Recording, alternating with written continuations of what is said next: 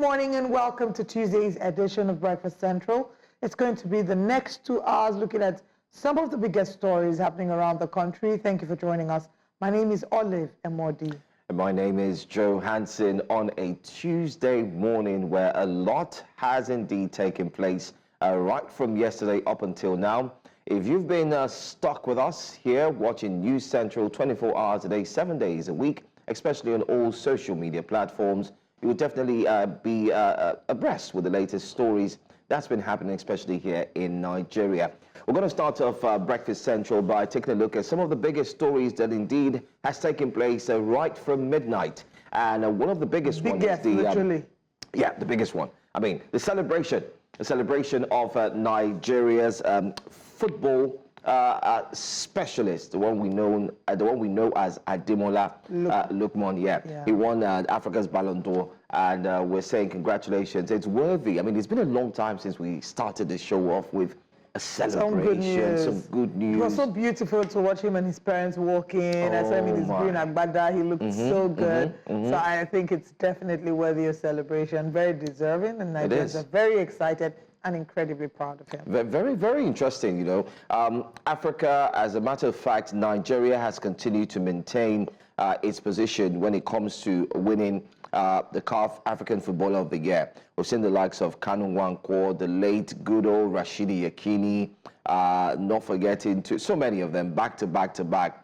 And the good news is that this year, while his name was equally mentioned, a lot of persons were saying maybe it's not going to go his way, it's going to go the way of other African players. But then again, congratulations, and I think you've done well despite or amidst the turmoils and challenges Nigerians are going through. You have been able to make Nigerians smile, as they say. You know what was actually exciting? Watching him speak Yoruba on stage. Oh. I think that that's something that we need to bring back in our culture. The confidence, the ability, first of all, to speak your language. And I think that a huge mistake was made in many instances. If you look at our generation, the number of us that can't speak our native languages, because our parents had the idea that if you speak your native language, it will affect your spoken English, which is completely false. And to me, it speaks of us losing a part of our heritage, our culture. Our language is what makes us us. It's, you know, how we identify as a people. So I think that we should probably go back to the times when we had native languages. I don't know if it's still part of our school curriculum, but our parents also need to know. The part of my language that I even know, shout out to my mom, I love her, but it wasn't about my parents, it was my grandmother, because I lived with my grandmother. It's always the grandparents or the aunts, or the older aunts or something. So I think that it's important that, because when children are born, they have the ability to learn hundreds of languages. Their mind is a tabula rasa, is a blank slate, and you can write upon it with languages. And it's the one thing that I must applaud you Yoruba people for. Regardless of where you find them, that their language, you can't take it away from them. You go to London and you see Yoruba people, it's almost like you're in Jebu or yeah, but you know, some of them are now funkified. I'm more killing shall I go. At least they are speaking it. At least they're speaking it. I agree. And that's the thing with the Asians. And I like it. The Asians will never lose they won't lose their language, regardless of where they are. Even if they're speaking their English, they're speaking their English with their native dialect, and you can tell that this person is not English, this person is Asian. So I think that we need to get to the point where we're embracing our culture more and our languages more. It's the identity. But then again, another story that took place, one of the biggest stories that happened from midnight, is a story that's got to do with the EFCC. The EFCC has yet again engaged in one of its biggest, would you say, yeah, of course, the biggest. It's so far so good, where a total of 792 suspects that included Nigerians, Chinese, Arab, Filipino nationals were allegedly involved in cryptocurrency investment fraud and romance scams. They were abducted, they were caught, I beg your pardon, arrested. And take a look at the offices. They've got laptops, they've got state-of-the-art systems. EFCC, another good story that we say, well done, well done. This shows that they're working, let's put it that way. And the story goes ahead to say that these nationals were being trailed, they were being watched, they were being looked into, you know, steadily, until it was time for the operation, and bam, there you go, there you have them, over 792, but they put it at 792 crypto fraudsters in Lagos, and they're not just Nigerians, they are also from different parts of the world. I've mentioned they are from the Philippines, they're also from China, Arab, you name them, and that's exactly what's going on. I don't know if you understand the magnitude of what this is.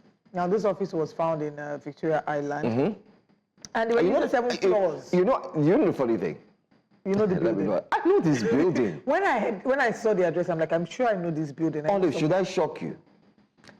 You know the funny thing again about this place where you would never imagine that this, you think, you know, when you pass them, when you see these Chinese and Filipinos, you know, walk around that the island, you see them, you think possibly they're working for a blue chip company.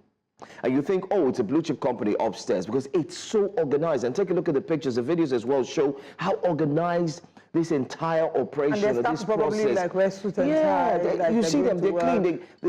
Funnily, someone raised an issue this morning and said, I'm sure they do have security operators. I said, absolutely. Yeah. Yes. Maybe they'll have like you have them there, you know. So 7 floors used to stack desktops and all of these used to carry out fraud. They have inverters, they have backup. Fake profiles, teaching them how to create fake profiles, how to engage in romance scam. I don't know if we see the magnitude of this. Again, it's something I always see on the show.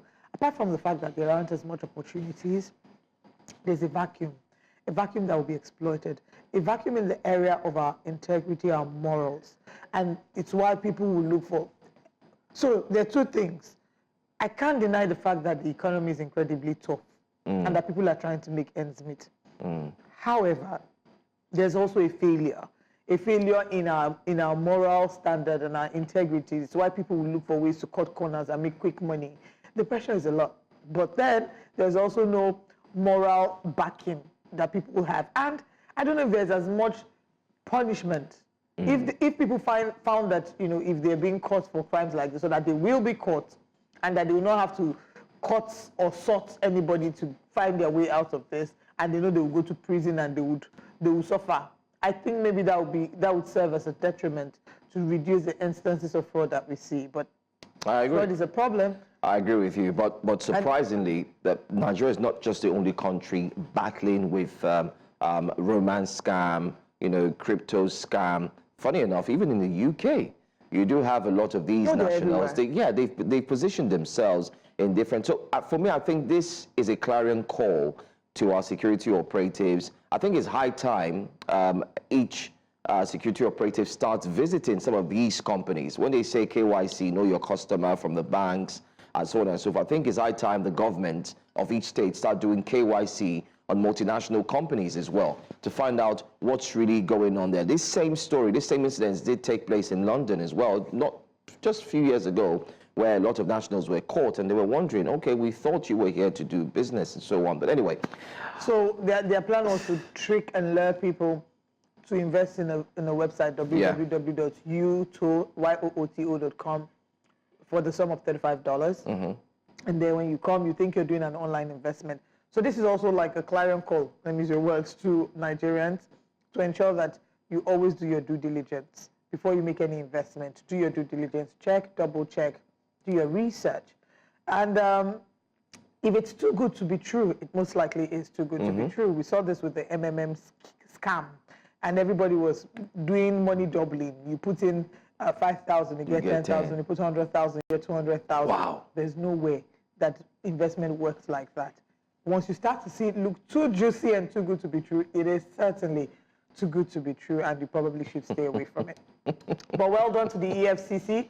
Kudos on unveiling and unearthing this, and I'm hoping that there'll be more busts that'll be made, and that people who are defrauding people of their hard-earned money. You know, it's very easy to say, let the Yahoo boys breathe until your grandmother or your father, who has worked so hard all their years.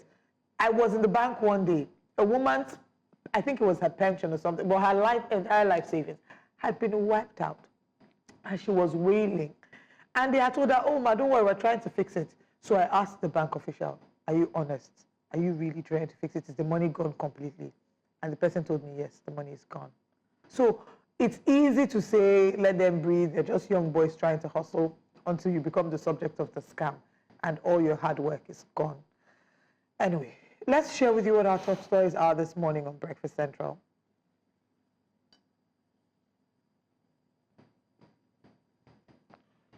All right. This morning on Breakfast Central, Algon NULGE query governors over 2 trillion naira local government funds. This was a big story on papers yesterday. I'll be delving in deeper today. President Tinubu not threatened by opposition merger talk, the APC says. And FEC okays 2025 budget proposal. We'll be looking into the details of what this is, as well as federal government approves 2025 budget, fixes $75 oil benchmark. We review the newspaper front pages as we do every day, and we'll have an analyst join us as well as open the phone lines. All these and more on Breakfast Central.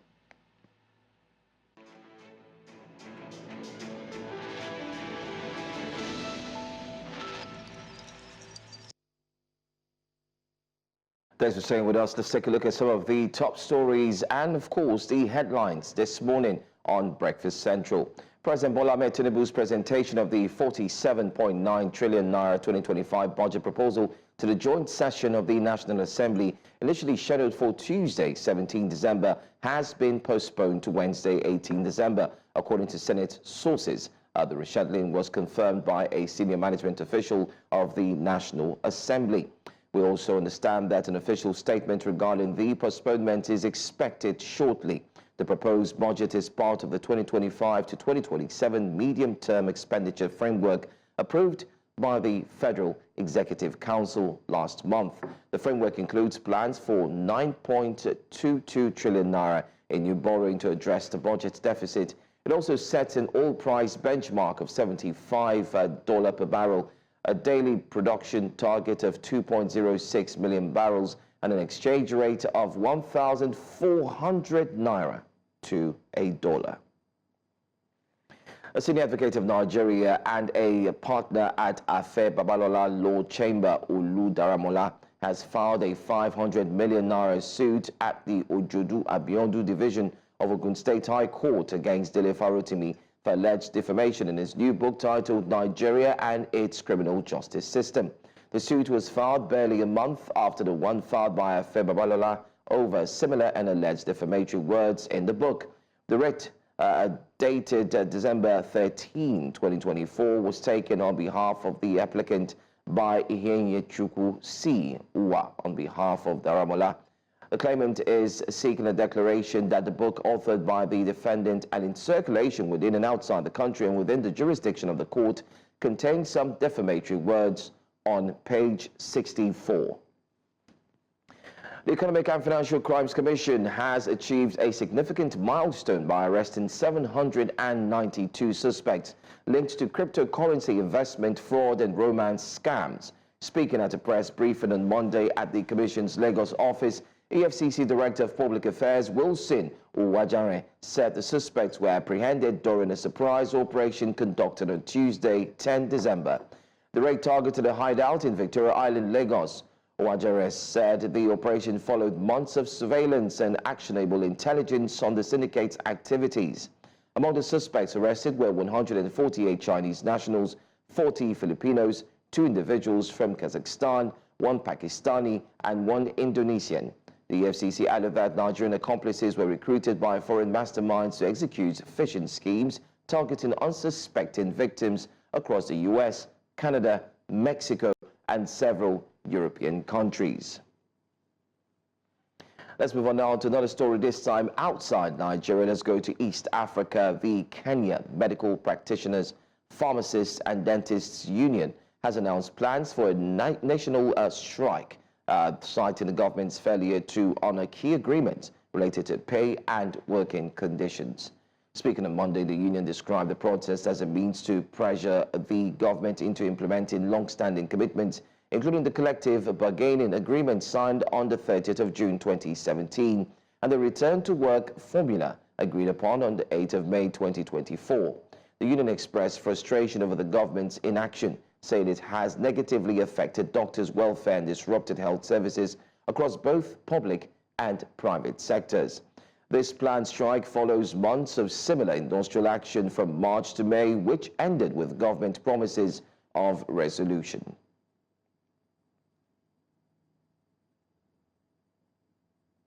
The Congolese army lost territory Monday in fighting with the Rwanda-backed rebels in eastern DR Congo a day after a peace summit between the presidents of the two countries was cancelled. Since 2021, the Kigali-backed M23 rebel militia has seized swaths of east of the Democratic Republic of Congo, displacing thousands and triggering a humanitarian crisis. DRC armed forces lost control of Matembe, a town in North Kivu province, after clashes broke out Sunday with the M23. Congolese President Felix Tshisekedi and his Rwandan counterpart Paul Kagame were due to meet Sunday, hosted by Angolan President João Lourenço, the African Union mediator, to end the conflict. But the summit was abruptly cancelled after talks between delegations from both sides stalled overnight. On that note, we wrap up breakfast headlines here on News Central. We have a lot coming up as we kick off the first hour of the show. Do want to stay with us.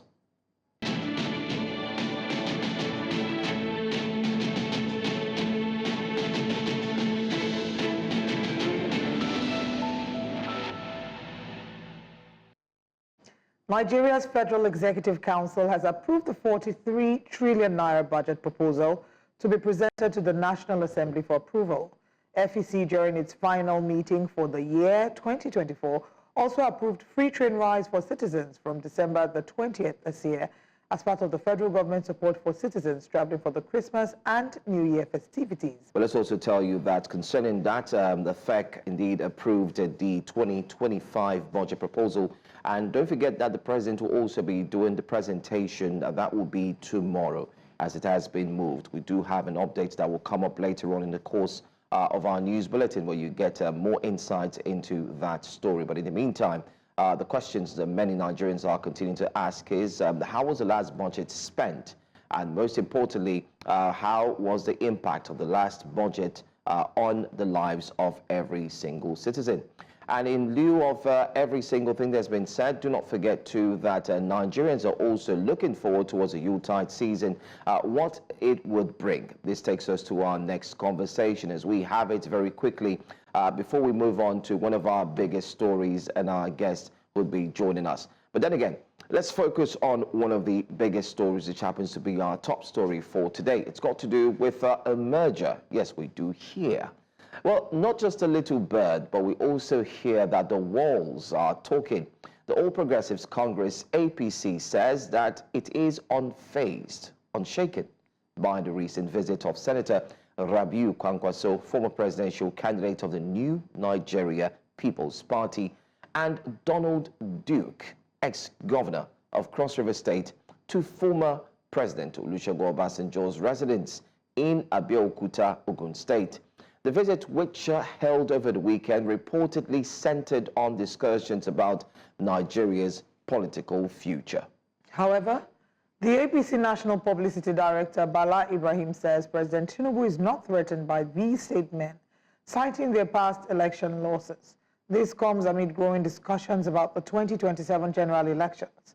These discussions were reignited recently after the Secretary to the Government of the Federation, Senator George Akume, said there will be no vacancy in Aso Rock until 2031, when Tinubu would have completed his second term. Well, not in exact terms, but something close. But the opposition would have none of that, insisting that the ruling APC would be removed from power come 2027. We're joined this morning by the Senior Special Assistant to the Ondo State Governor on Strategic Communication, Comrade Alan Shore. Good morning. Thank you very much for joining us. Good morning, and thank you for having me. Let's first get your reactions to the statement made by George Akume and the reactions that generated across the country. Yes, thank you once again. Naturally, if you want to examine critically the role of opposition since the inauguration of President Bola Tinubu in 2023, even earlier, since 2015 when APC came on board, you want to read them that they have performed woefully, I mean opposition political parties generally in Nigeria. So it is expected for every ruling government who have witnessed this woeful performance by opposition to say that we are on phase, we are on plateau by your coming together. So I think democratically, we need more formidable opposition to see that democracy thrive in Nigeria. But with the way they have done, with the gathering of some of these old politicians who have not been able to make any serious comeback since 2015, you don't want to agree with the ruling party that these are not organized political party, and it is sad. Okay, let's look at the statement. I'd like us to talk about zoning in a bit, but before we talk about zoning, just recently, Saliu Lukman, a former Director General of the Progressives Governors Forum, which is PGF, has called on President Olusegun Obasanjo to lead at the front and ensure that they can galvanize, or he can galvanize, the right persons together so they can indeed defeat the current ruling party APC in 2027. What do you make of this? The calls, especially looking at a former president whom we know his body language shows that he's not in support of President Bola Tinubu. What do you make of this? Seeing that all political parties, leaders, and everyone seems to go to him. Is he like the one who would indeed predict, and is he the savior?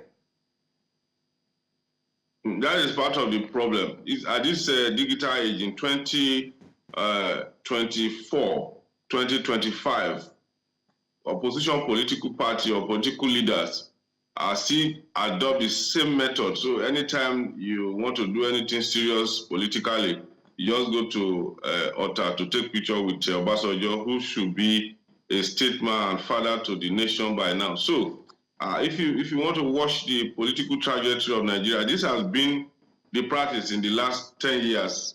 Obi did it, Atiku did it, and Kwakwaso is doing it again. So anytime you want to do serious political opposition or prepare ahead of presidential election, the first person you want to think about is how to go to Otta and take picture with Obasanjo, who at the end of time may not even come out to support you because he has told Nigerians that he's no longer interested in party politics. We all witnessed when he tore his membership card of the PDP.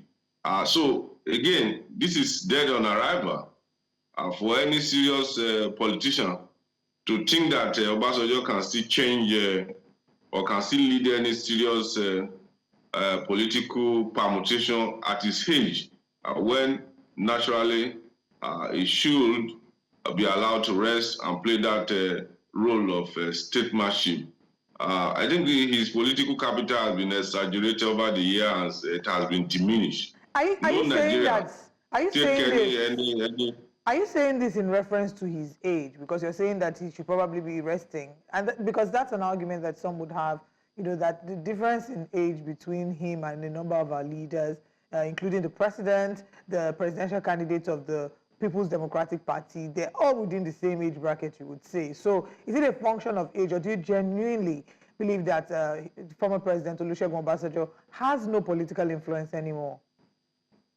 Yeah, I'll raise quite 2 or 3 issues. One is I'm talking about his age, which is very correct. You know what it will take for anybody to see Obasanjo at his age for any political struggle. That is one. The second one I'm saying is that this strategy, this every time that Obasanjo should lead the opposition voices, it's been overspent. It's not working again. Many Nigerians, including myself, see Obasanjo as one of the leaders, perhaps, who God has given opportunity, who has not maximized the opportunity enough. So for him to turn around, for instance, to criticize any incumbent president or any issue, I do not see that as a strategy that will work. Do you want to tell us that Baba Obasanjo, with due respect, will come out, for instance, and talk about rule of law? No, nobody will listen, because we felt that he had the ample opportunity to obey the rule of law to set some of this standard that the leaders that have come after him will have been able to follow, just like Mandela did in South Africa, just like we have George Washington in U.S., or Gandhi in the other country. But we do not see that. We do not see any solid foundation that subsequent leader could rest on or could build on. So going back to Baba Basoyo, sometimes look like you are in search of a solution, but sometimes you ended up going to the problem. Anyway, so in other words, what we're looking at here is the fact that you're saying that anyone going to the former president is just wasting his time.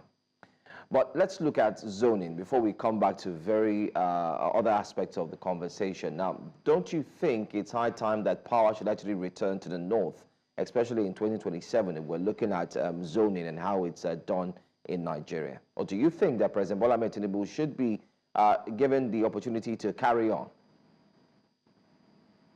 Any serious politician who is still using zoning as the only weapon, after some time again, this strategy will win. Democracy, either we like it or not, is developing in Nigeria. Democracy has come to stay. A time is coming that zoning will just disappear. It will just fizzle out in the Nigeria political permutation.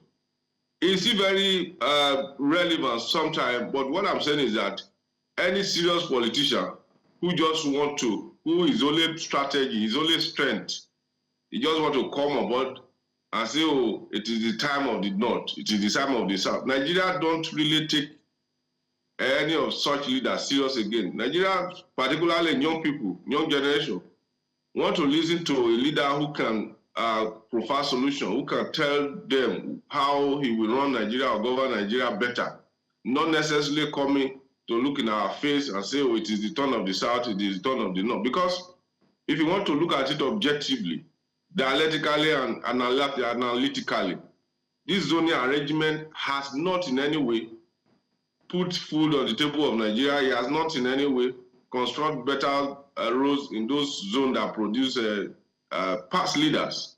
I don't think Bayelsa is better than any state in Nigeria, in the Niger Delta, because Jonathan was the president. And I do not think the North or Katsina is better than any state in the North, simply because President Buhari was from Daura. So Nigerians are looking for leaders who can provide solutions to their problem, who can fight corruption, who can provide job opportunity for teaming youth, who can redeem the image of Nigeria so that when we go out there, when we travel there, we'll be respected. Nigeria don't want a leader who will just come on this lazy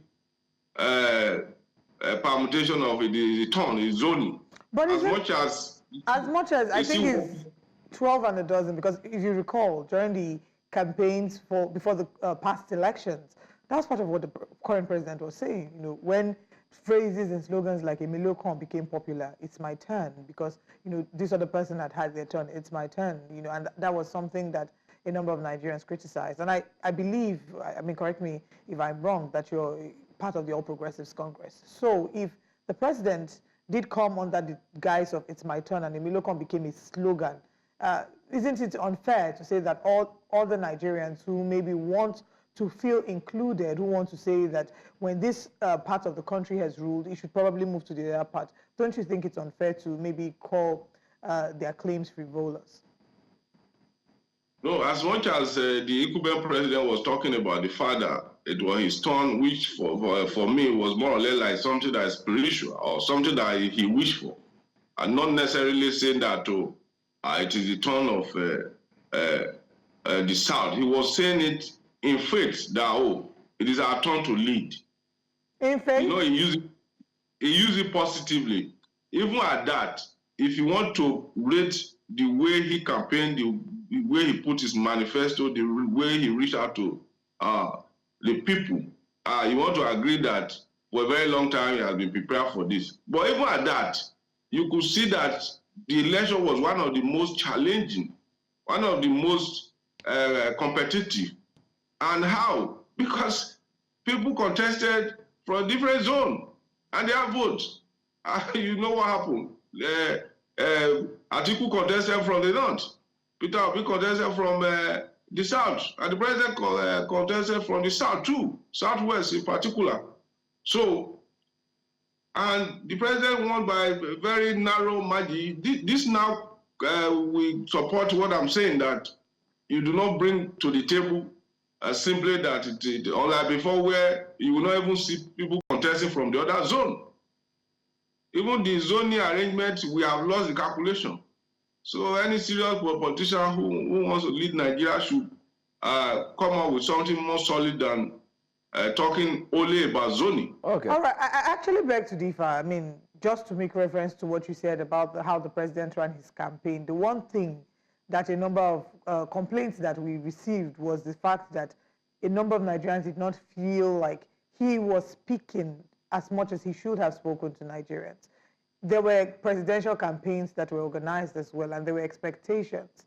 Nigerians, and this is one of the criticisms we've had about our electoral system, where it feels like we see what's happening in other parts of the world, where presidential candidates come and they answer questions with the media. We didn't have a lot of that. In the last elections, and even with the previous president, there was not a lot of interaction with the media. But that's another conversation, for another day. There's possibility of mergers happening. We're seeing that becoming a very more recent conversation. Do you think that the current realities of the People's Democratic Party, the Labour Party leaders as well, if they come together, do you think it will be a strong, formidable force that would shake what the current status quo regarding our political system is in Nigeria? I do not see the collaboration between particularly the Labour Party and the PDP working. But I can tell you that if we have young minds, neutral political party that people do not have experience of bad governance, if they can come together, because it's even required, we need it in democracy. We need vibrant opposition, constructive criticism from the opponent. Nigeria will buy into it, and they can put a whole lot of challenge to the ruling party. But the PDP and the Labour Party has always been one. So coming together will be a wife and a husband reconciling. They are still going to be in their house. They will just reconcile. Atiku and Obi run together a joint ticket a few years ago. So coming together will just mean that they have just reconciled. So they remain in their permanent site, not necessarily posing any serious political challenge to the ruling party. That's how I see it. Okay. I mean, you've talked a lot about nobody being able to meet up with the current ruling party. But let's also talk about the current ruling party. Do you think that it is rife that Nigerians are calling for a change? Because many, like some have said, that it seems to be 12 years a slave, where Nigerians have been stuck to one political party, and yet, rather than improvements, or rather than Nigerians to get the benefits and dividends of democracy, it seems like we are retrogressing. You can also agree with me that I'm sure it's also impacted heavily, even on every single person, including yourself.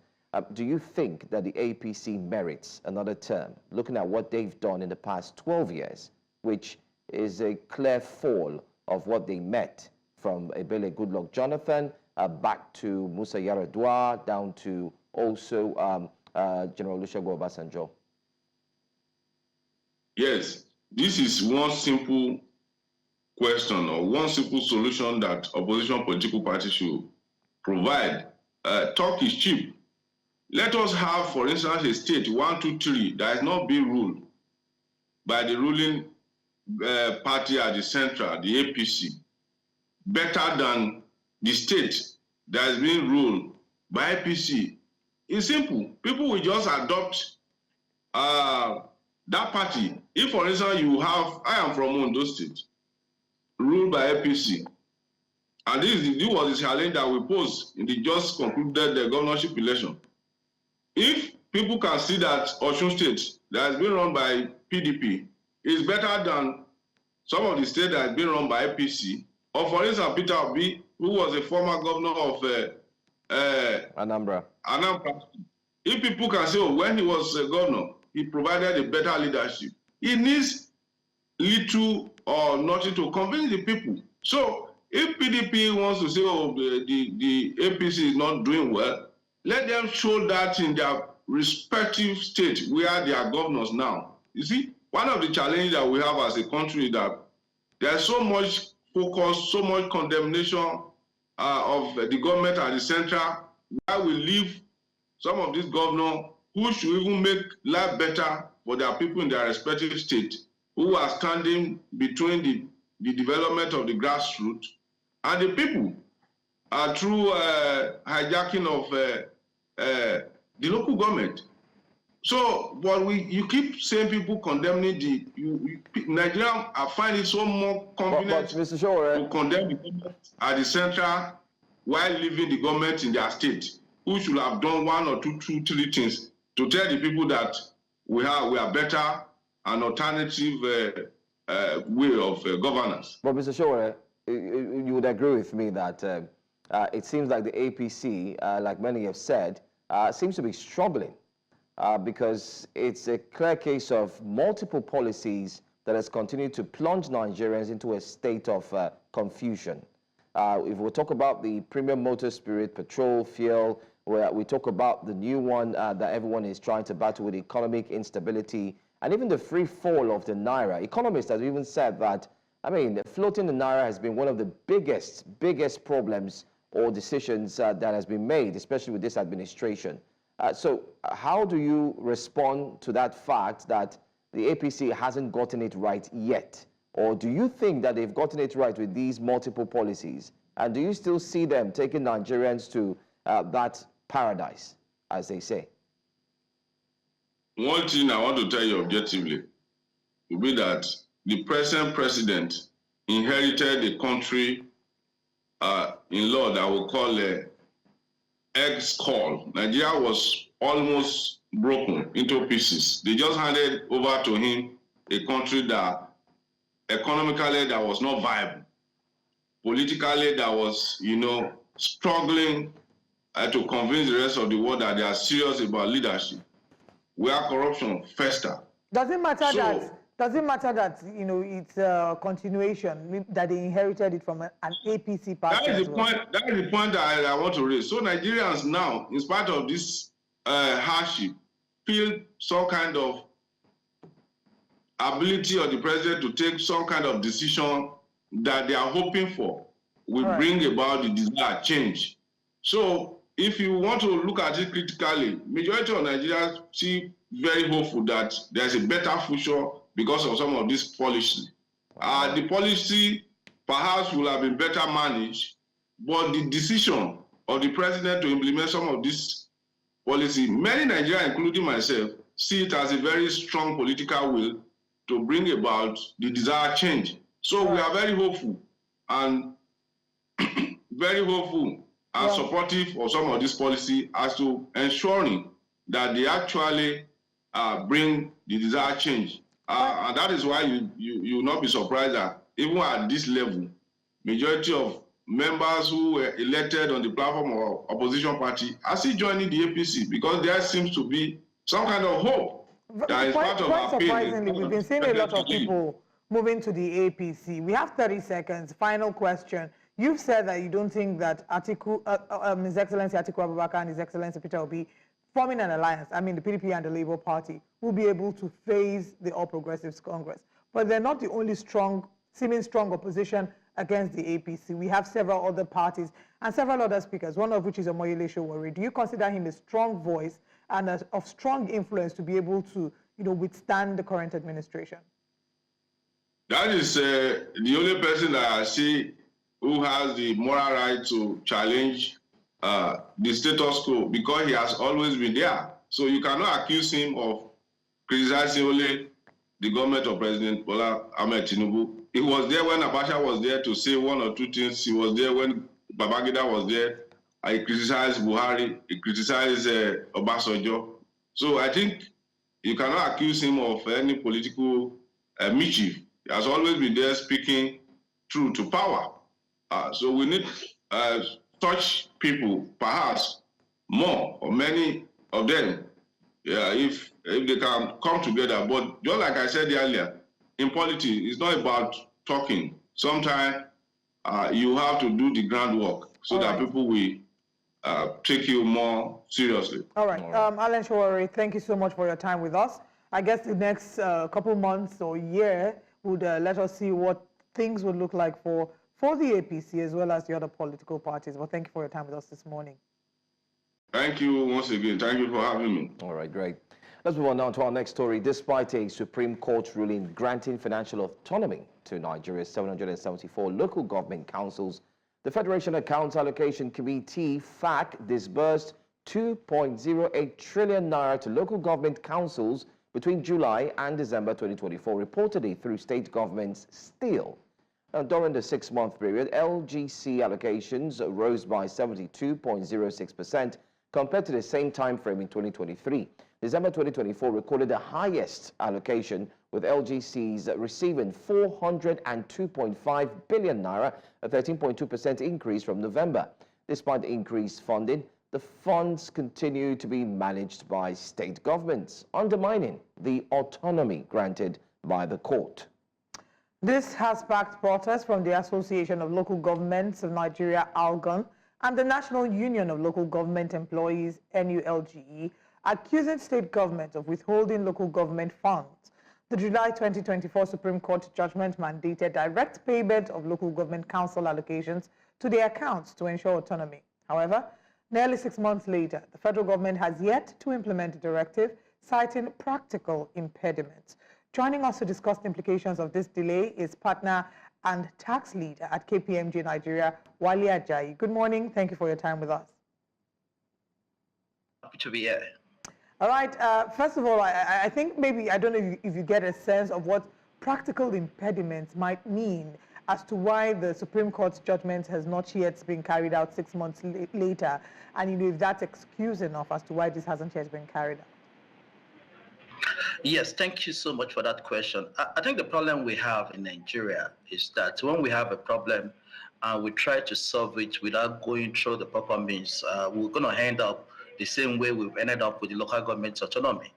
What the Supreme Court has tried to do with the judgment that was given in July of this year was that they felt that, well, the state governments were not allocating the money that was meant for local governments to them. So maybe the best way to go about it is to then direct that the money should be given straight to local government. Unfortunately, that goes against the Constitution itself. And and it is interesting, if you all recall, that in 2004, when the current president was the governor of Lagos State, and he created some local government, the then president, Obasanjo, decided to withdraw the allocation to local government, to state government. And the Lagos State government went to court and they won. And then in 2022, Buhari then directed the Accountant General, right, not to pay straight to local government. And the Supreme Court even reversed that rule. So the question is, what exactly does the law say? I mean, we understand what the Supreme Court is trying to do, but we've got to go back to the Constitution, right? When you look at the Constitution, there are 3 specific provisions in the Constitution that make the implementation of the Supreme Court invalid or unenforceable. The first one, all right, there's a provision that says, any money that is due to local government must be allocated to the state government for the credit of their local government. That is one. Then number 2, there's a provision that says the state and local government must create a joint account, right, to be managed by the state, right, for which all the money that is due to local government from the federation account and from the state accounts should be credited to. Then number 3, there is a provision that then says that the state would then allocate the money that it receives on behalf of local government to them as may be determined by the State National Assembly. So those are 3 provisions that the Constitution says that state government must manage the money. So the question is, right, even though we know that state government is not allocating the money to state government, is that the best way to cure it? No, that's not the best way. We need to look at how we can force state government. Giving a judgment that is not enforceable is an issue. That is one. The other thing I must say is that when you look at the way the state and local governments work together, right? The state typically, build all the schools, the healthcare in the state, in the area of jurisdiction, right? And they pay the teachers, they pay the health workers, right? And then if you're then asking federal government to pay straight, to the local government, how would those people earn their salary? But the bigger issue for me is more of the constitution, and that is why the Supreme Court judgment is going to be difficult, to enforce. Yes, you might even give the states the financial autonomy they need, but remember that they're still under local government and under the state government, and the state governor are the ones that will always pick the local government. So they may have financial autonomy, but then the question is for administrative and political autonomy still lies, with the state government. So that's really the issue. Well, it seems like we have a lot to battle with here. Thanks for breaking it down to making it so seamless, especially for our viewers. I'm sure everyone now gets what the law says, and now we can understand what the battle is. But a few months back, when this was passed, talking about in July 2024, earlier in the middle of this year, sometime around October, just a few months ago, we did see some governors get excited and say, yes, they were willing to work with it. So it seems there's a divide. And this divide is quite understandable with your explanation. But do you think that the federal government should actually push further? Or do you think that we need to revisit the law and work at it from the law before we look at implementation again? I think we got to look at the Constitution and then change the Constitution for us to be able to implement this. That is the practical impediment to the enforcement of the Supreme Court judgment. Everybody understands what the Supreme Court, again, is trying to do, right? But you don't cure a problem by creating another problem. You're basically saying because the states are not doing what they're meant to do, then you will go out of your way and direct the state. What that means is that Supreme Court itself is making law, and they're not meant to make law. They're meant to interpret the law. Now, the only way out really, has to be an amendment of the Constitution. We do understand, or we may even say to ourselves, what is the problem? The states are not allocating the money that belongs to federal to local government. How can we get the state to do this, right? That is the question we need to be asking ourselves.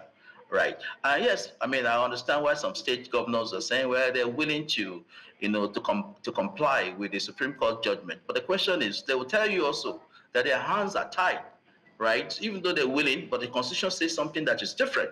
So I can't go against the Constitution. So that's the problem.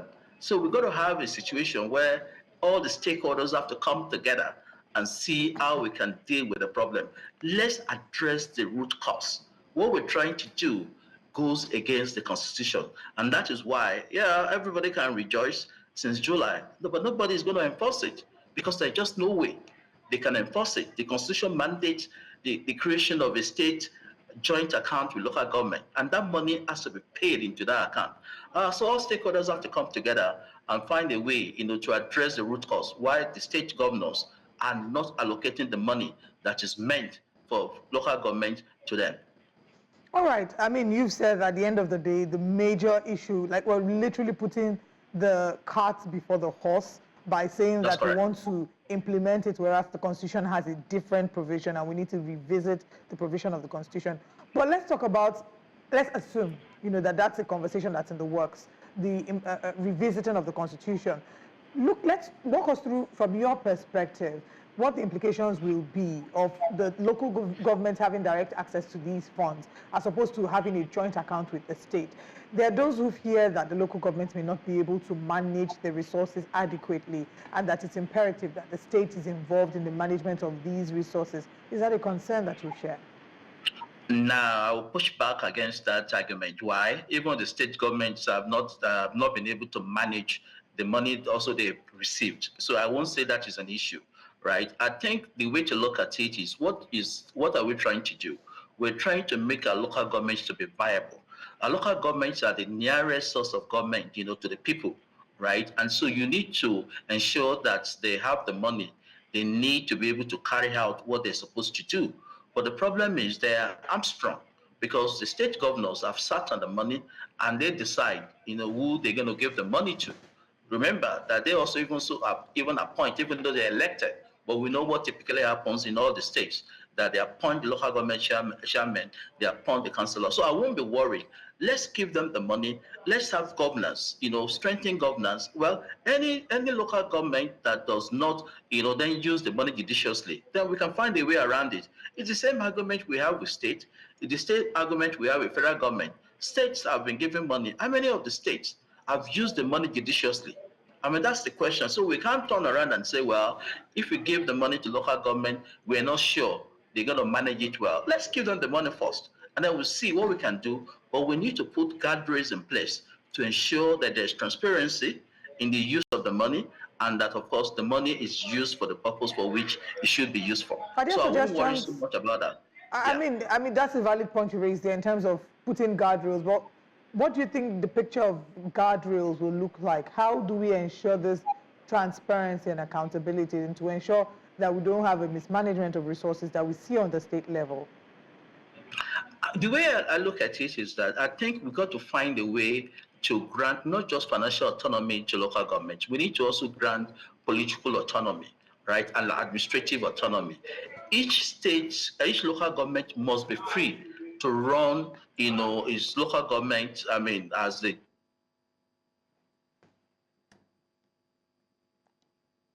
it will seem that government. All right. They don't have problem, right? They're able to manage it. So, so the local government should be given the opportunity to define their rules, the governance process, and everybody within the local government, they must need to pay attention that, well, local government, now you have the freedom that you want, whether it's financial, political, or everything. Let's see you build infrastructure. Let's see you provide all the things that we need for the benefit of the people in that area. When you talk about political autonomy, does that also include the ability for them to conduct their own elections? Well, they should have the ability to conduct. Even if they don't conduct the election, there shouldn't be any interference from the states, right? I mean, because under the constitution that we have now, is the states that conducts election, for local government, through the state INEC, right? But what is happening is that anytime you see an election in any local government, right, or in any state in Nigeria, what you find out is that the winning party always wins all the seats in that state. It's always the case. It has never been an exception.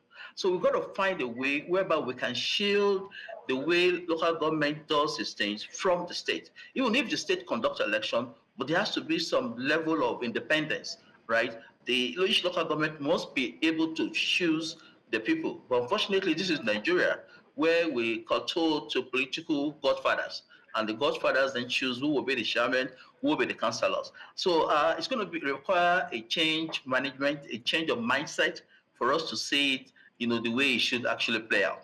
And of course, we don't need to go very far. We can always take leverage lessons from successful countries that also have local governments, and we don't have this issue. I mean, UK is an example, right? And this issue is not there, but we need to change our mindset.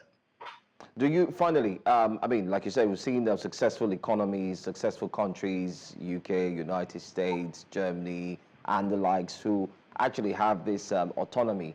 But then again, do you think that the current crop, or let's say the current politicians that we have, would want to let go? Because many have said that it seems like if the autonomy kicks in, it will no longer be a case of having a puppet on a string. In other words, the governors will no longer have control of what happens in these local governments. Do you think the politicians would be willing to let go? I don't think it's a question of whether the politicians will be willing to let go. I think it's a question of what we, the people, want, right? We people have to define what exactly we want. It's not for the politician. I think what has happened in Nigeria is that because people are vulnerable, people have not eaten, people are suffering, the standard of living is so poor, the cost of living is so high. So people don't show interest, in things like this, where they should show interest. And because they've not shown interest, and so you've seen that the politicians have had a free field to do whatever they want. I think it's high time that we, the people, started showing attention and paying attention to how we are governed and looking at the governance process. It's not the politicians. We have the freedom. We know every 4 years, right? We have the power, to change if the politicians do not live up to a mandate, right? But the question is, because people are so poor, they just don't care. What they're bothered about is how they're going to feed, how they're going to eat lunch, how they're going to eat breakfast, how they're going to eat dinner. So they're not bothered. They don't see how this political process affects them. So that's the issue. So we are the ones that need to change, not so much as the politicians. All right. I mean, it's been a very fruitful conversation with you. Thank you so much for speaking with us. I'm Mr. Wale Ajayi, and want to thank you for your time this morning. Thank you so much. Thanks for having me. All right. Well, it's been a, like I said, fruitful one. Hopefully, the local governments would be able to look into this. We've seen Nolge. We've also gotten to see Algon. Let's see what the situation would indeed look like. But let's bring you a quick recap of some of the biggest stories we've had for this very first hour. We talked about this not long ago, just now. Algon, NULGE, query governors over 2 trillion naira local government funds. And APC is not unfazed. They're not afraid. They're not worried. Regardless of major talks, they are certain that they would continue. FECO case 2025 budget proposal, we would look forward to also inundate you with this package in the course of the next hour. Second hour comes up, and coming up next on Breakfast Central, federal government approves 2025 budget, fixes $75 oil benchmark. We review the newspaper front pages up next, and we'll open the phone lines for you to join in as well. And much later, we'll head to social media to share what Nigerians are saying.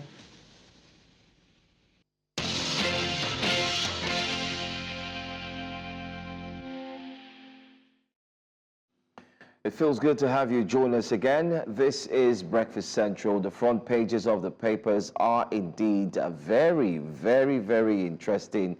And that's why we're going to go straight into it right away. Well, feel free to join us. You do have the phone lines to actually call. The phone number would be on the screen. So go ahead and ensure that you can dial the number. And let's get your feedback. Let's get your contributions here as we look at the front pages. We do have Ejikamichi joining us.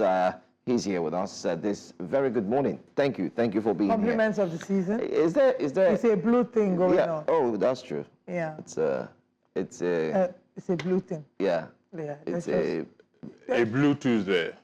Yeah, Is that? Blue Tuesday. Yeah, really. Although actually. we wanted to say it's I did not want to say anything with okay, you. didn't okay. Please.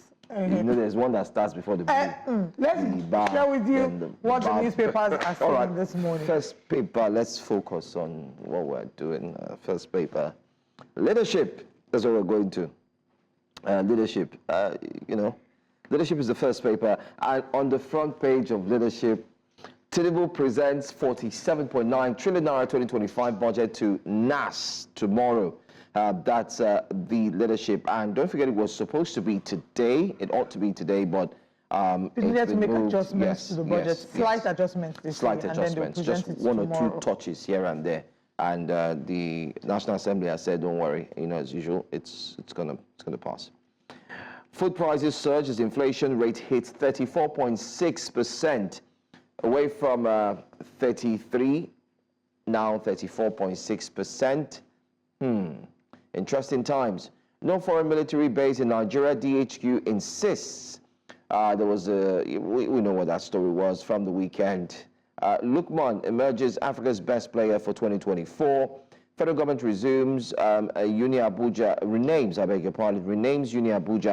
to Yakubu Gowon University. EFCC arrests 193 foreigners, 499 others over alleged crypto fraud. And I think that's all I'm going to take on the front page of the leadership. All right, Adi, not the governor of the year, Governor Pastor Omar Basieno has been named the governor of the year 2024 for hitting the ground running with his Arise agenda covering all sectors. We'll come back to ask Mr. Michi if he thinks that that's I think one of the agendas was he was saying free booze to everybody.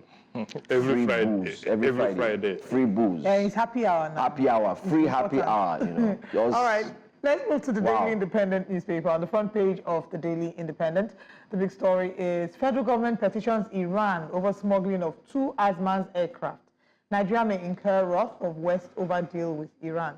FEC okays 161.3 million euros for Phase 1 Siemens power project. CDS orders probe over death of Okwama leaders in army custody. Ooh, finally. Federal government renames Uni Abuja as Yakubu Gowon University. Supreme Court finds ex-presidential candidate 5 billion naira for seeking removal of Tinubu. That's one of the stories we're taking this morning on Which Way Nigeria. It's like double wahala for the body. You went there, told the court, remove the president. Court said, how dare you bring such a free? Remove your gown. We're wasting our time. In fact, we slammed you 5 million naira. Tinubu excited over Shell partners $5 billion investment in oil sector. Presents 47.96 trillion naira 2025 budget to National Assembly tomorrow. Appoints 8 new permanent secretaries. Maybe the next appointment, Johansson will take it and then we will now leave breakfast center. No, I'm not going anywhere. I'm here. It's Mr. Kichuku should get ready to mention. EFCC arrests 792 suspects, largest cybercrime syndicate in Lagos. And finally, high food prices push Nigeria's inflation up 34.6% in November. I saw that yesterday. It's not surprising. I wonder what December figures will look like, especially with all that we're seeing. And there was even a slight gain in the naira in November. One would think that that would have maybe impacted. Well, experts have said we should be careful with that slight gain, that everybody's talking about. So, okay, let's move from the Daily Independent to the Punch newspaper and see what the Punch is saying. Okay, let's give you something, and it's got to do with a punch.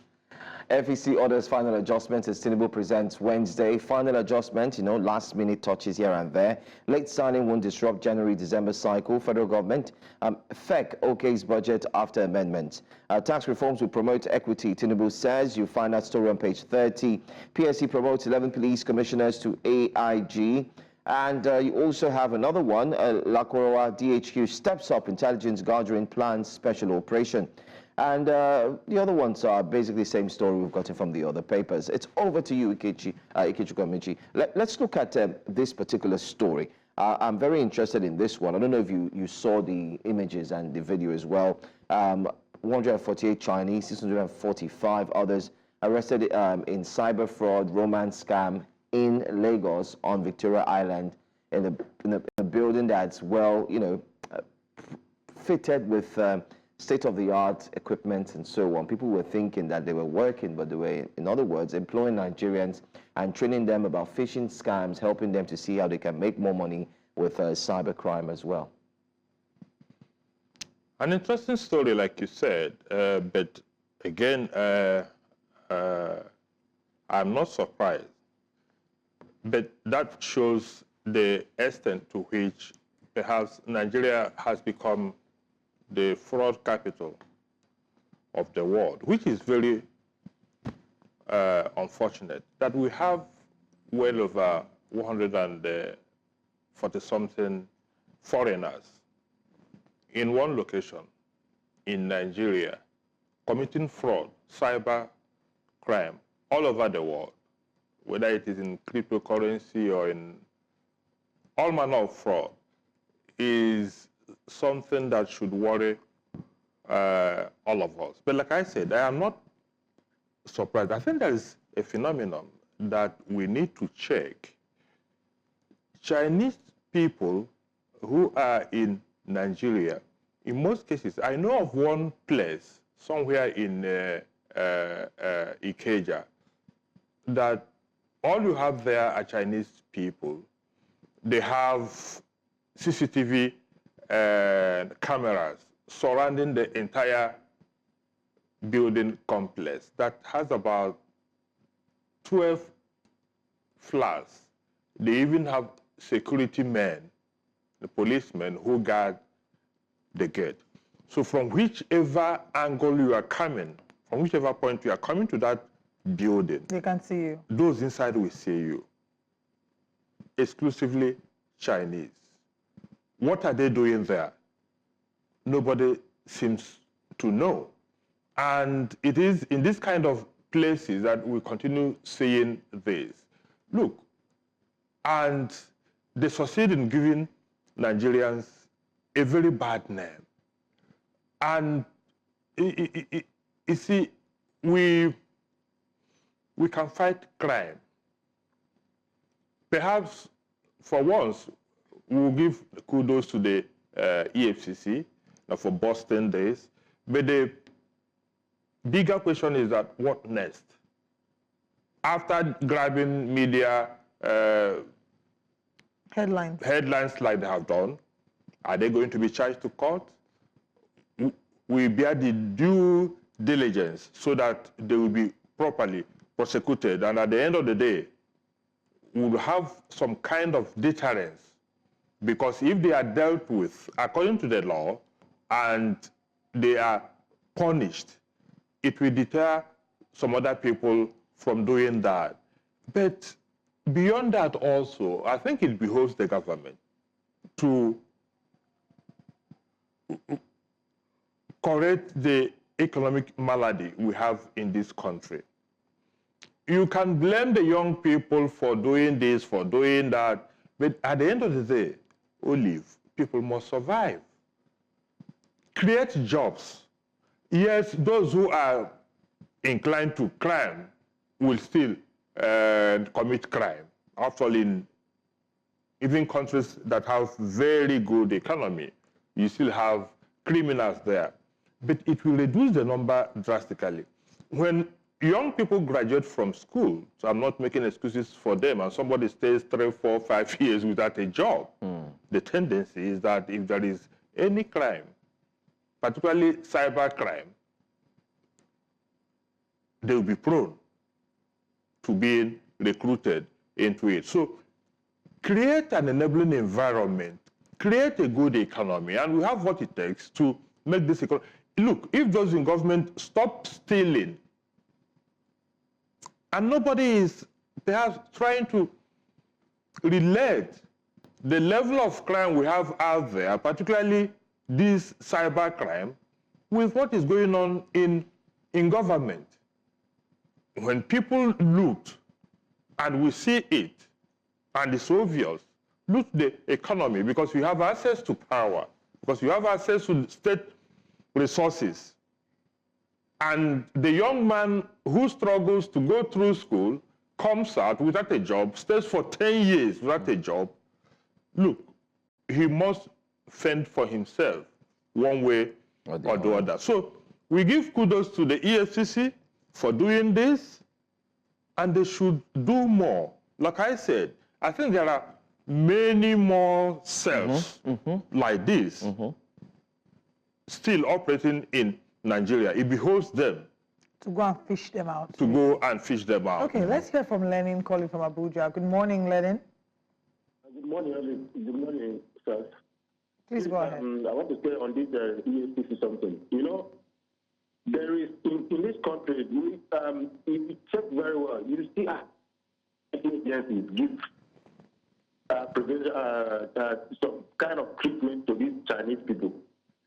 This fraud, whatever they are doing, is just a tip of the iceberg because to crime. Because if you know what these people are capable of doing, the mining that is going on in several parts of Nigeria is done by these people. And when you want to talk, because when you want to talk, they are covered by our security agencies. If you see the type of they even tell you they can even arrest you for even challenging a Chinese man. They will arrest you. Because this is what is happening. The policeman working with them will tell you to shut up. It happens everywhere. So what the secretary is saying, that building, it's being manned by Nigerian security. They know what they are, if they are they know. So whatever happens in Nigeria here, our security agencies edit. It's just a simple truth. So our security agencies, the good ones, should look after the All right. people. Okay. Thank you so much, Lenin, for talking to us. Thank you. Well, we've heard his points, and he's also shared what his thoughts are. But let's go to another story very quickly. I'd like us to look at this particular one, which we can find especially anyway, let's look at Daily Independent. High food prices pushes Nigeria's inflation up 34.6% in November. Inflation continues to go higher, And this is December, the Yuletide season. One would expect that everything should at least have been reviewed downwards so that Nigerians can at least heave a sigh of relief, but it's not looking that way. Joe, the truth of the matter is that the 34.6% is what National Bureau of Statistics is telling Nigerians. But anybody who goes to the market will know that inflation is nothing less than 50%. Because where do you start from? There is this talk now on the social media. Onion. It says the new gold. Is the new gold. Because one small vessel is about 1,000 naira. There is not a bag of rice. How much is it costing? So this issue of 34%, when you imagine how much these things were costing as at May 29th, 2023, when Tinubu became president, and now the prices have tripled, if not quadrupled. So it cannot be 34.6%. So nobody should be surprised, and it is not going to come down. Look, as long as we have the energy crisis we have, as long as we have very high cost of energy, both PMOS and electricity, it will drive up every other cost. Those things are not coming down, and they won't come down. So where will you start tackling the inflation? We have an economy where interest rate is well over 30%, 34, 35%. So the cost of production is way too high. When you factor in the interest you have to pay, and then the cost of energy, if you produce something in Nigeria, it will be higher in cost than those who go to China or to any other place to import. Which doesn't make sense. So inflation will continue to go up until we get a handle on the economy. Like former U.S. President Bill Clinton will say, it is the economy stupid. We are not getting it right. Despite all the propaganda and innuendo by the government that they are doing this, they are doing that, for foreign direct investment, his foreign trip beginning to yield fruits, blah, blah, blah. Where are the companies that are coming in to invest?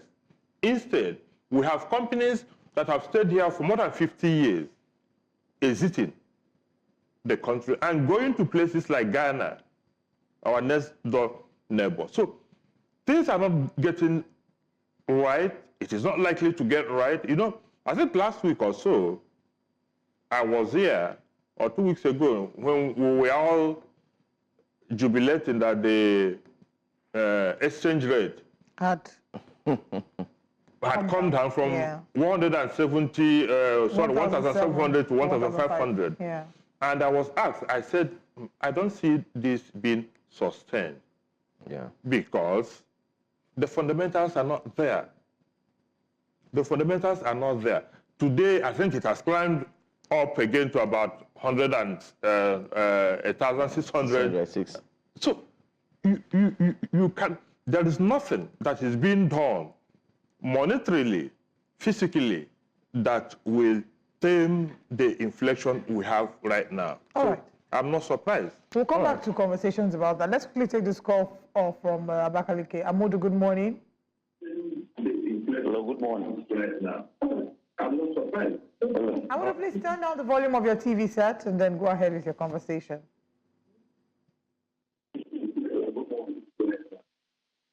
Hello, good morning. Can you hear me? Yes, we can. Good morning. Please go ahead. Good morning.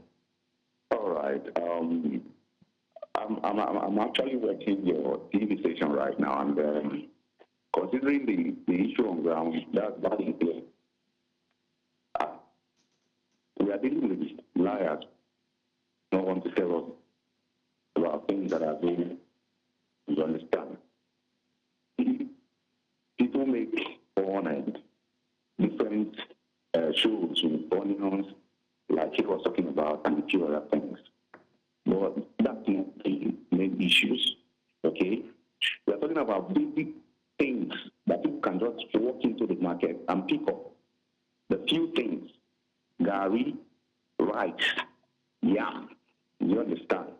So these basic foods that people should have access to, it's becoming difficult. You can't believe that you get to the market, they slice yams.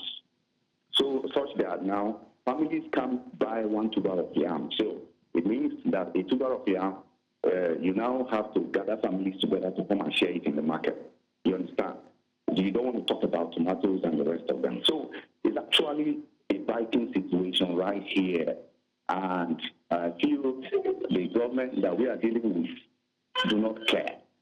So is it that they wake up to the call that it's going to be drastic and spontaneous, or they should already, because 2025, I don't see people taking things the way they're taking it this time. They've played on people's intelligence for quite a long time now, and it's high time to get serious with them. I understand that to them, we don't have the capacity to get paid, which from their end, some of them, what they're giving up to attain the heights they are right now. Right. The common man on the street doesn't have that capacity. All right. Okay, Amudi. They take nothing serious. Thank you. But when you've been pushed to the wall, the next thing is to fight back. So everyone should be on their toes and get ready for what is ahead.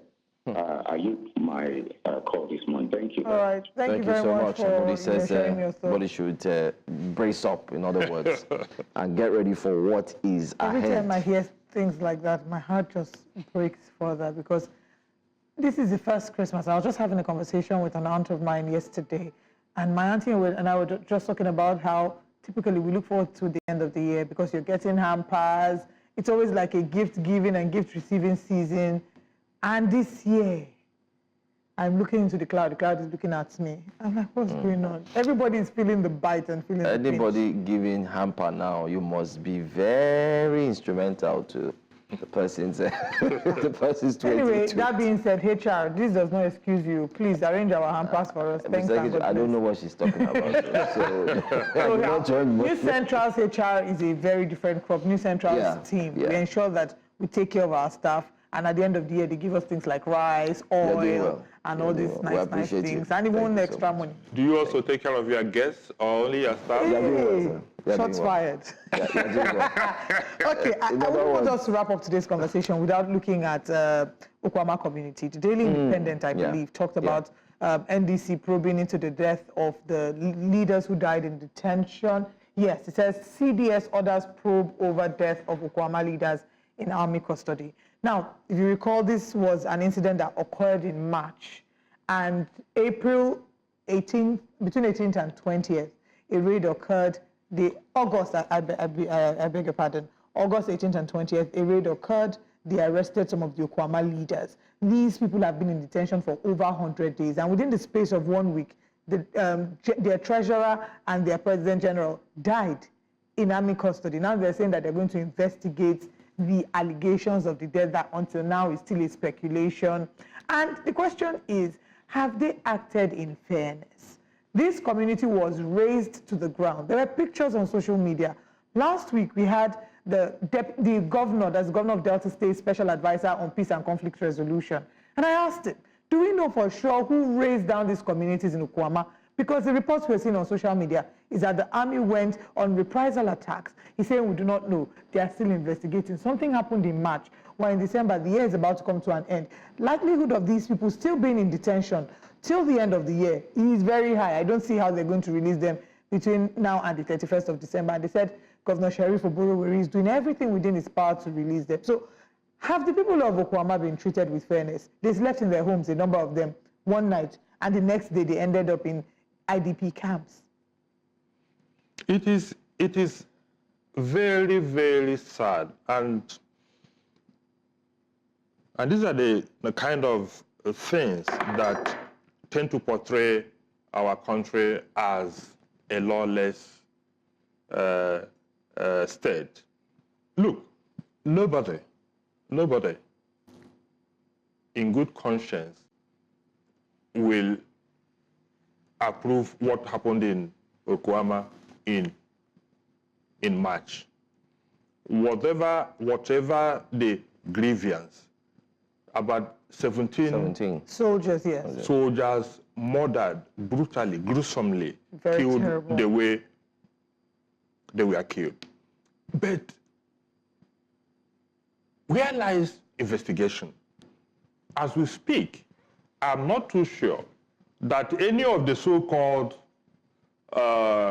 ring leaders was arrested. Now, what you did was to go for the soft targets, the leaders of the community, and took all of them. Since March, none of them has been charged for any offense. Now, they are beginning to die in detention. We don't know whether it is because of the trauma, whether it is because of the condition of their detention that is leading to these deaths. 2 already dead. Look, this issue of army behaving as if it is above the law, for crying out loud, this is a democratic society. Even if you have arrested them, all you need to do is to hand them over to the police, and they will be charged accordingly. What are you investigating since March up till now that you've not been able to charge them to court, and you are locking them up indefinitely? Just put them there and throw away the key. Is there even fairness in the army being the one to carry out the investigation in a crime that was committed against them? Can a party be a judge in its own cause? That is all I am saying. All the steps that the military has taken in this issue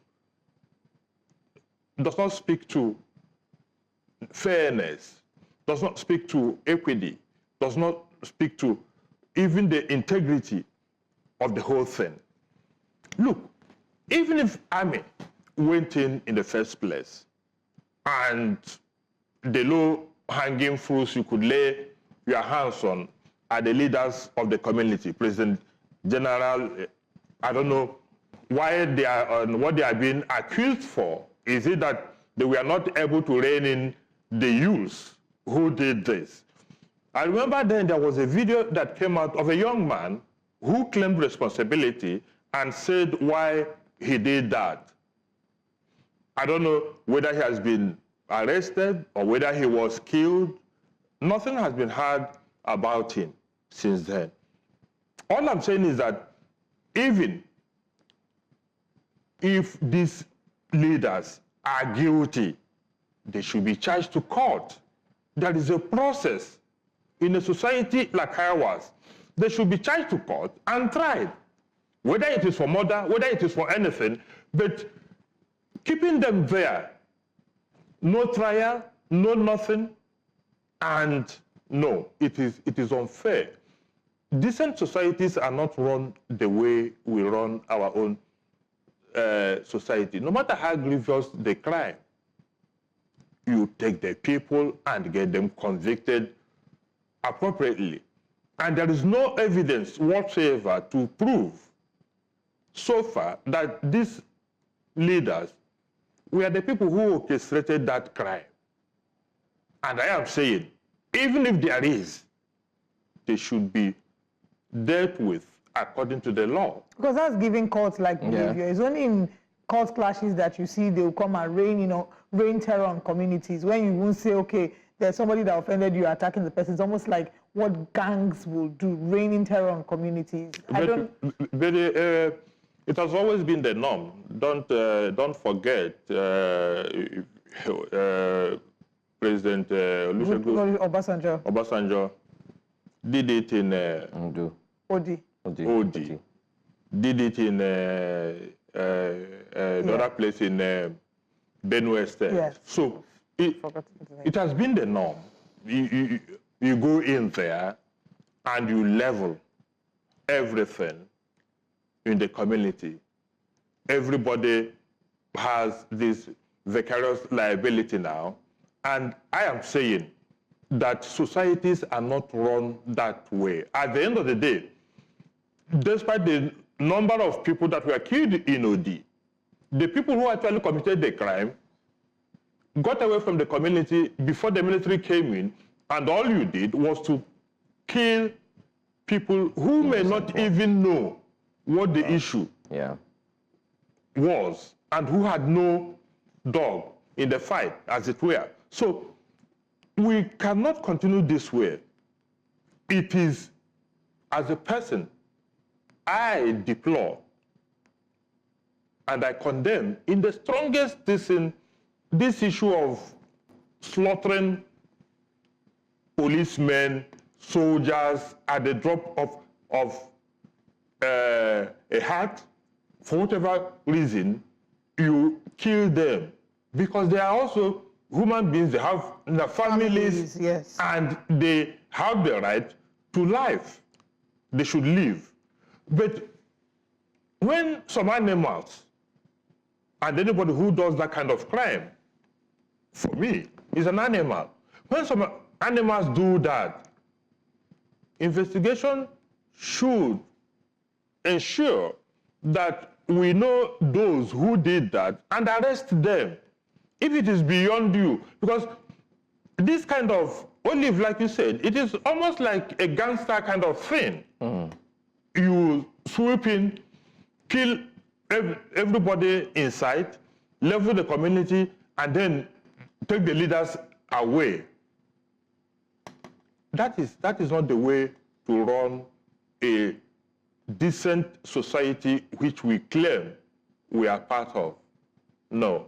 A mob mentality. And we see this even with our country, even with a civilian country where we see that they make arrests, keep people in detention, and they're doing their... I think it's a new norm, and it's something that... maybe not new, it's sort of like the norm. Yeah, I mean see how long Godwin Emefiele was kept in detention before he was finally brought now to you do have Farotimi.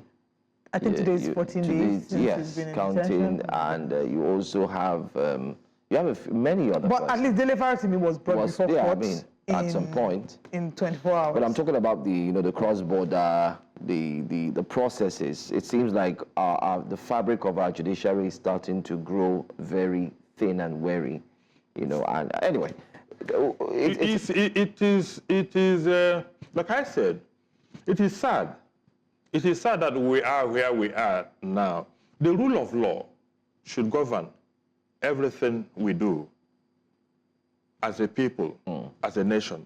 Otherwise, you slip into the Hobbesian state, where life is short, brutish, and nasty. And for these people, there's no other way to describe what they have gone through, other than that their life became short, brutish, and nasty.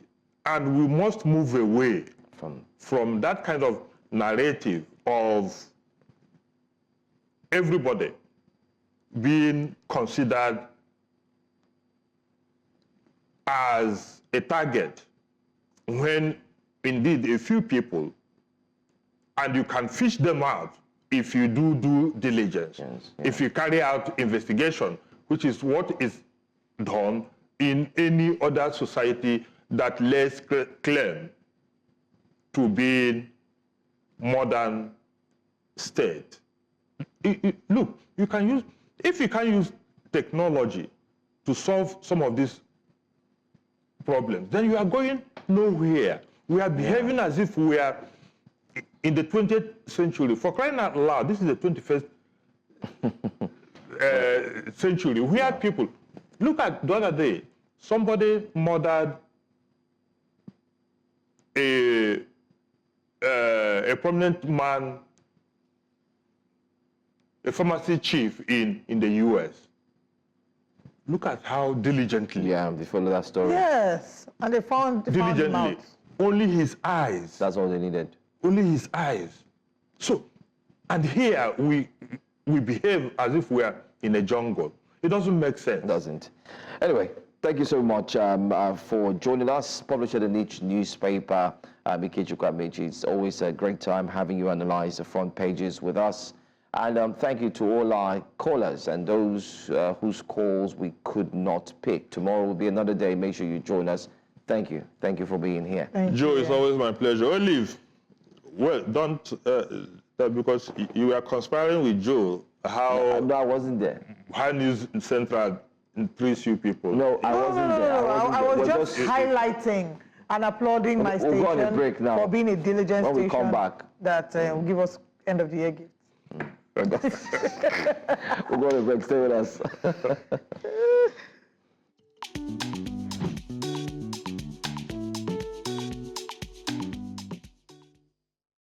The Supreme Court was trending on X following a suit by the former presidential candidate, Chief Ambrose Owuru, who approached the Supreme Court praying it to sack President Bola Tinubu from office.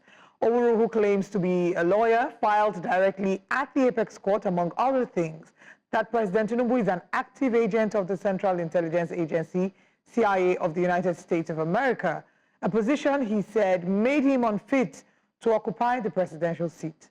The plaintiff equally urged the Apex Court to disqualify Tinubu on the account that he had earlier forfeited the sum of $460,000 to the government of the United States of America in a drug-related case. The case was supposed to see its verdict yesterday, and Nigerians dismissed it before the court could make its judgment. Let's take a look at some of the tweets that Nigerians had to share regarding this. But before then, to let you know that the tables have turned in this instance, and it seems like it's a case of double wahala for the dead body, because it's turned against the plaintiff as the Supreme Court has, awarded a 5 million naira judgment against them. But let's take a look at some of the tweets in this regard. Wow, this is happening. Oh my God. And then everyone woke up from the dream. My people, it is easier for a camel to pass through the eye of a needle than for this to happen. This is what Asibi says. Now, the next tweet is from SK Ruben, who says, Supreme Court Nigeria is too corrupt. They're in bed with corrupt politicians. They will not sack Tinubu. Nigeria is a lawless country, SK Ruben says. It's easier for Tinubu to sack the whole of Supreme Court than Supreme Court sacking Tinubu. Wow. And this is Chinomso Kanu. Laughing LMAO. If this happens, then know that Nigeria has hopes. Ikena Beckley Ahanotu says. And the next tweet is from Attorney Owere Felix says, the Supreme Court is functions official on all matters relating to Tinubu and his tenure of office as president. Our next tweet is from Damilare Odulesi with a very hilarious photo. It says, Supreme Court of which country? Supreme Court of Nigeria it is. I am Jamal says, if you believe this, I have a plot of land to sell for you in Atlantic Ocean. Well, I can believe the plot of land in Atlantic Ocean. All you need to do is dredge it. After all, look at Eco Atlantic. The tables seem to have eventually turned against the plaintiff as the Supreme Court on Monday in Abuja fined Ambrose Albert Owuru 5 million naira for harassing President Bola Ahmed Tinubu with a frivolous and vexatious suit. Justice Abaji dismissed the suit, and the court lambasted him for taking the Supreme Court for a ride, wasting its precious time with baseless suits and gross abusing court processes. Now, this situation is one of the arguments many people will have against the removal of the immunity clause, because the argument for and against the immunity clause has been one that has lasted for the longest time. Many would argue that those in power should not have the covering of the Constitution, so that in cases where they act out of order or there are corruption allegations against them, or there are obvious crimes that are committed, that they can't be sued to court. But the court will argue that if this is allowed and if the immunity clause is taken out, that there will be tons and tons of frivolous cases that will be brought to the court, and the president, the governors, and these people who are covered by the immunity clause will not be allowed to function in the capacity that they've been elected to function in, because every day they are busy fighting court processes. But over to you. Do you think that, I mean, regardless of what you think, the court has called it frivolous, but did you foresee this? Did you think that it was going to end up as a frivolous matter? Do you think that he maybe had a case? But what are your thoughts regarding the story? Let us know on X at News Central TV. But that's all that we have on what Nigerians are saying. The Federal Executive Council, FEC, on Monday approved the 2025 budget proposal during its final meeting for the year at the Aso Rock Villa, Abuja. Minister of Budget and Economic Planning, Atiku Bagudu, announced that the budget framework includes an oil price benchmark of $75 per barrel, daily oil production of 2.06 million barrels, and an exchange rate of 1,400 naira to the dollar, aligning with the approved medium-term expenditure framework. The 2025 budget projects total revenue at 34.82 trillion naira and expenditures at 47.96 trillion naira, a 36.8% increase from 2024, with a deficit of 13.13 trillion naira, representing 3.89% of GDP. President Bola Tinubu is set to present the proposed 47.96 trillion naira budget to the joint session of the National Assembly on Wednesday.